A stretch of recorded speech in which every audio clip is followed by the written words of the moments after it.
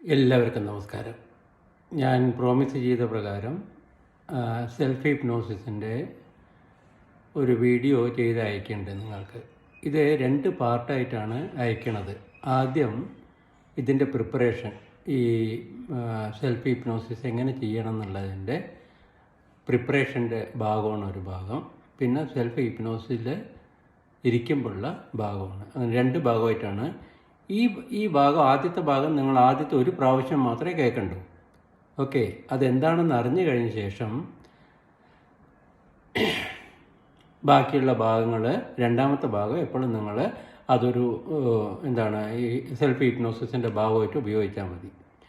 Self hypnosis അല്ല ഇപ്പോൾ ഇവിടെ നടക്കുന്നത്. ഓക്കെ, കാരണം ഞാൻ നിങ്ങളെ ഗൈഡ് ചെയ്യുന്നതുകൊണ്ട് ഗൈഡഡ് ഹിപ്നോസിസ് ആണ് നടക്കുന്നത്. ഓക്കെ, രണ്ടും ഒന്ന് തന്നെയാണ്. ഗൈഡഡ് ഹിപ്നോസിസ് ആയാലും സെൽഫ് ഹിപ്നോസിസ് ആയാലും രണ്ടും റിസൾട്ട് ഒന്ന് തന്നെയാണ് കിട്ടുക. ഓക്കെ, സോ പേര് മാത്രം മാറിയിട്ടുണ്ടെന്ന് മാത്രമേ ഉള്ളൂ. ഓക്കെ, അപ്പോൾ ആദ്യം നിങ്ങൾ ചെയ്യേണ്ടത് ഒരു ചെയറിൽ സ്ട്രെയിറ്റ് ആയിട്ടിരിക്കുക. വേറെ ഡിസ്റ്റർബൻസ് ഒന്നും പാടില്ല. നിങ്ങൾ വേറെ ഒന്നും വർക്ക് ചെയ്തുകൊണ്ടിരിക്കുക, അതല്ലെങ്കിൽ അതിൻ്റെ, ഞാൻ കഴിഞ്ഞ പ്രാവശ്യം പറഞ്ഞിരുന്നു നിങ്ങളുടെ അടുത്ത്, വേറെ വർക്ക് ചെയ്യുന്ന ഇടയിലൊന്നും ഇത് ചെയ്യരുത്. ഇതിന് മാത്രമായിട്ടൊരു 10 മിനിറ്റ് ടൈം നിങ്ങൾ കാണണം. ഓക്കെ, അങ്ങനത്തെ ടൈമിലുള്ളപ്പോൾ അതും ആഹാരം കഴിച്ച ശേഷം പാടില്ല. ഓക്കെ, ആഹാരം കഴിച്ച് 1.5 മണിക്കൂർ കഴിഞ്ഞിട്ട് ഇത് ചെയ്യാൻ പാടുള്ളൂ. ആഹാരം കഴിക്കുന്നതിന് മുമ്പാണെന്ന് നല്ലത്. ഓക്കെ, രാവിലെ നേരത്തെ അല്ലെങ്കിൽ ഈവനിങ് 6 to 7. ഓക്കെ, 7 o'clock ശേഷം ചെയ്യേണ്ടത്. ഈ ടൈമിൽ നിങ്ങൾക്ക് നിങ്ങളുടെ സ്വന്തമായിട്ട് നിങ്ങളുടെ ഒരു ടൈം കണ്ടുപിടിച്ച് ഇതിനുള്ള പ്രിപ്പറേഷൻ തുടങ്ങണം. ആദ്യം ഒരു ചെയറിലിരിക്കണതാണ് ഏറ്റവും നല്ലത്. കാല് നിലത്ത് മുട്ടണം.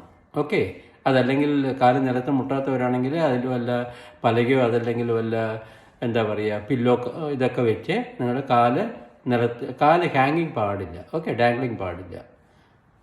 ക്ലിയർ ആണല്ലോ അല്ലേ?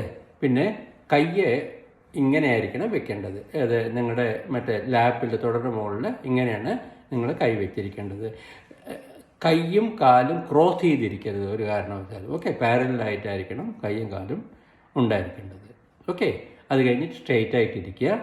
സ്ട്രെയിറ്റ് ആയിട്ടിരുന്നിട്ട് ബാക്കിയുള്ള കാര്യങ്ങൾ ഞാൻ അടുത്ത ഇതിൽ ഞാൻ പറഞ്ഞു തരാം. ഇതാണ് നിങ്ങൾ പ്രിപ്പറേഷൻ വേണ്ടത്. ഓക്കെ, അപ്പോൾ ആദ്യം ഇത് തുടങ്ങുന്നതിന് മുമ്പ് ഇതെങ്ങനെയാണ് ചെയ്യേണ്ടതെന്ന് നിങ്ങൾക്കിതൊന്നും അറിയണം. അതിനുള്ള പ്രിപ്പറേഷനാണ് പറഞ്ഞിരിക്കുന്നത്. ഓക്കെ, അപ്പോൾ